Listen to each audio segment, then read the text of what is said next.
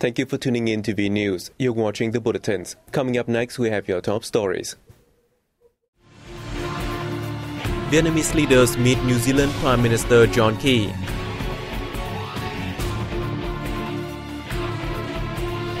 National Assembly begins unprecedented Q&A sessions. Fifth East Asian Seas Congress opens in Da Nang.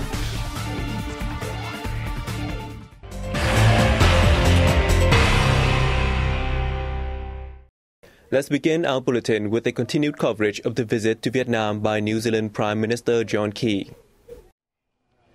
On November 16, Party General Secretary Nguyễn Phú Trọng met with New Zealand Prime Minister John Key. He affirmed Vietnam's consistent policy of attaching importance to cooperation with traditional friends, including New Zealand. He said he hopes the two countries will further strengthen cooperation between the two ruling parties, legislatures, and people-to-people exchange to deepen their comprehensive partnership towards a strategic partnership. For his part, Prime Minister John Key affirmed the importance of boosting bilateral cooperation in prioritized sectors, including agriculture, agricultural business, education, aviation, and seeking new opportunities within the framework of the Trans-Pacific Partnership and the Australia-New Zealand-ASEAN Free Trade Agreement. The same day, State President Trương Tấn Sang hosted a reception for Prime Minister John Key, during which he highly valued the country's support for Vietnam's stance on the East Sea issue. He said international community, including New Zealand, plays an important role in maintaining stability in the region, fostering the early ratification of a code of conduct in the East Sea, advocating the demilitarization and preventing efforts to expand disputes in the region. Prime Minister John Key said he was pleased to return to Vietnam following his visit 5 years ago and witness robust changes in the country.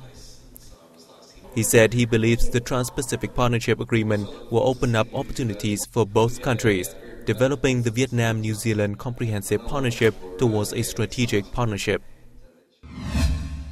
At his meeting with the New Zealand Prime Minister the same day, National Assembly Chairman Nguyễn Sinh Hùng voiced his hope that the two parliaments will further their coordination in various fields while expanding people-to-people exchange. Prime Minister John Key said his parliament always attaches importance to collaboration with Vietnam. New Zealand also wants to widen its ties with the Southeast Asian nation. He said many New Zealand enterprises are accompanying him during his visit to seek trade and investment opportunities. On the occasion of the visit to Vietnam by New Zealand Prime Minister John Key, the two sides issued a joint statement agreeing to encourage businesses to boost ties to raise bilateral trade to $1.7 billion by 2020. The 13th National Assembly commenced an unprecedented question and answer session on November 16th that sees the presence of all government members to respond to deputies' queries regarding their remit. Deputy Prime Minister Nguyễn Xuân Phúc, on behalf of the government, delivered a report on the implementation of the National Assembly's resolution on specialized supervision and question and answer activities since the outset of the 13th tenure in 2011 until present. Chief Justice of the Supreme People's Court Trương Hòa Bình and Prosecutor General of the Supreme People's Procuracy Nguyễn Hòa Bình also presented reports on their sector's realization of those resolutions. Head of the Parliament's Ombudsman Committee Nguyễn Đức Hiền submitted a report on outcomes of supervising the settlement of voters' petitions and proposals given to the National Assembly's night sitting and since the beginning of the 13th tenure.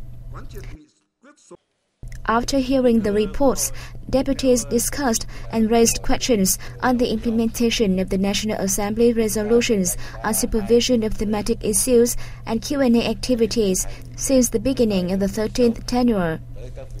The Q&A section is slated to last 2.5 days.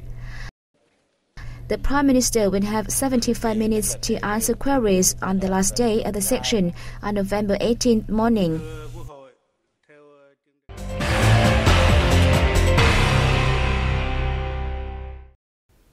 The 5th East Asian Seas Congress opened in Da Nang on November 16th, offering an opportunity for Vietnam and regional nations to share experience and take initiatives in integrated coastal zone management and sustainable development of the seas. Addressing the event, Deputy Prime Minister Hoàng Trung Hải said Vietnam will cooperate with related countries and organizations to maintain the blue color of the seas and the blue color of peace for an East Asian region. He called for joint efforts to maintain the seas of East Asia as an environment of peace and stability, promote the enforcement of international laws, and ensure maritime and air transportation and safety. The triennial Congress is themed Global Targets, Local Benefits, setting the Sustainable Development Agenda for the Seas of East Asia beyond 2015. As part of the event, a series of seminars, forums, and roundtable talks will be held, serving as platforms for scientists and managers to share experience, initiatives, and achievements in the management and sustainable development of natural resources and maritime environment protection, especially in the East Asian seas. Improved macroeconomic stability was likely to help Vietnamese banks curb new non-performing loans. Fitch Ratings has made the prediction in a recent month report on Vietnam. The U.S. rating agency said a sustained improvement in the domestic property sector and measures to increase foreign property ownership may also be positive developments for collateral recovery. According to government data, the non-performing loan ratio in the Vietnamese banking system fell to 2.93% at the end of September, below the 3% target set to be achieved by the end of 2015. However, Fitch also said the asset quality of the Vietnamese banking system remained a concern despite the recent implementation of effective regulations that helped align loan classification standards across banks.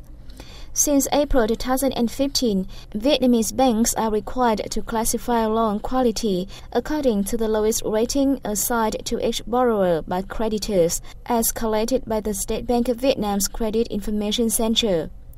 Fitch said there was a positive step, but long-standing asset quality issues in the system remained unresolved. Prime Minister Nguyễn Tấn Dũng has approved adjustments to a transport system development plan in the Northern Economic Zone by 2020 and scheduled for 2030, with a total goods consignment of between 500 and 550 million tons and 1.2 billion passengers carried annually.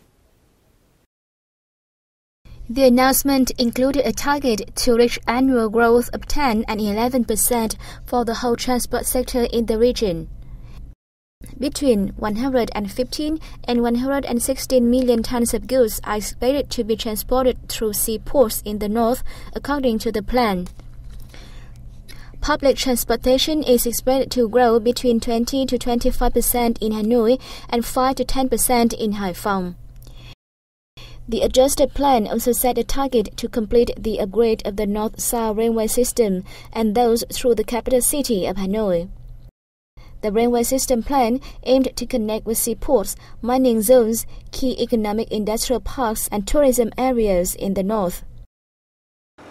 Road transportation is expected to make up about 85%, while rail and air services is expected to reach about 6.2% and 9.2% respectively. The North-South railway system in particular, with a total of 33 kilometers through the north, is aimed to be upgraded for trains running at an average speed of 80 to 90 kilometers per hour. The plan includes the completion of new metro lines in Hanoi.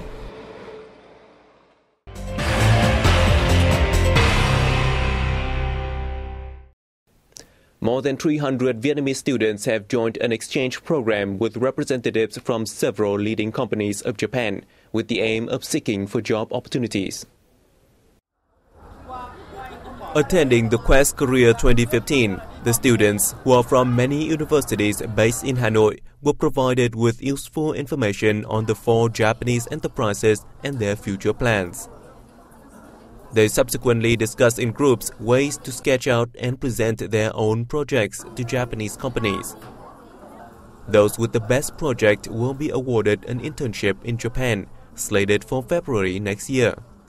Quest Korea 2015, the first of its kind in Vietnam, created links among Japanese businesses and Vietnamese students. Joining the Quest Korea enabled us to learn much about the Japanese enterprises. The program was so useful that it motivated us to make our initiatives come true in the near future. The program provided us with a lot of information on the Japanese enterprises and their job descriptions, helping us recognize which knowledge and skills we should improve to meet their requirements. There has been an expansion of Japanese investments in Southeast Asian countries over the past years. This event was organized in a bid to help Japanese enterprises in Vietnam find young talents. Vietnamese diplomats in Egypt have joined the Asian Food and Crafts Bazaar in Cairo. Let's take a look. A wide range of Vietnam's traditional products, including conical hats, bamboo dragonfly, and souvenirs, were on display at the event. Vietnam's special dishes such as fried spring rolls and coffee left a deep impression on international friends. The event, held by the Asian Diplomats Spouses Association, is an annual activity to raise funds for poor people in Egypt, especially women and children. We raise funds and then have the money to go to the charity, to the charitable organizations in Cairo, to the Egyptian in need, including women and children. So this is our purpose of the bazaar. Apart from Vietnam, 20 other countries also joined the event, along with 13 non-governmental organizations and the European Union. Vietnam also introduced to international friends its well-known tourist destinations via a 5-minute video clip. A string of Vietnamese cultural extravaganza kickstart the Cultural Heritage Week at the National Village for Ethnic Culture and Tourism in Hanoi. Around 280 artists delivered performances on the themes of national solidarity and tangible and intangible heritage across the country at the opening ceremony. The 9-day event, which aims to honor the cultural identities of 54 ethnic groups, drew the participation of Thai, Khmer, and Khmer ethnic minorities, among others. Traditional ceremonies and festivals was also reenacted, including the Khmer's praying for rain ceremony, the Ta Oi prayer for bumper crops, the San Chai wedding ceremony, and the Thai hair washing festival. Hundreds of travel agents are expected to attend the event to popularize and promote tourism at the village, which sees 250,000 visitors every year. The event will last until November 23rd. The first performance of the Fall-Winter Luella Concert 2015 took place on November 15th at 61 Ly Thái Tổ Street, drawing a large number of audience. Pianist Phumi Yang from the Republic of Korea joined other artists from the Hanoi's Chamber Orchestra to perform at the event. The show mesmerized classical enthusiasts with waltz pieces by Johann Strauss. 4 other shows will be held on November 22nd, November 29th, December 6th, and December 13th. As in its previous editions, the concert will bring a festive atmosphere to the public by lighting an Xmas tree on its last day in anticipation of Christmas and New Year holidays. And that has wrapped up our news bulletin. Thank you for your attention. For more information, please log on to our website at www.vietnamplus.vn. We'll see you soon.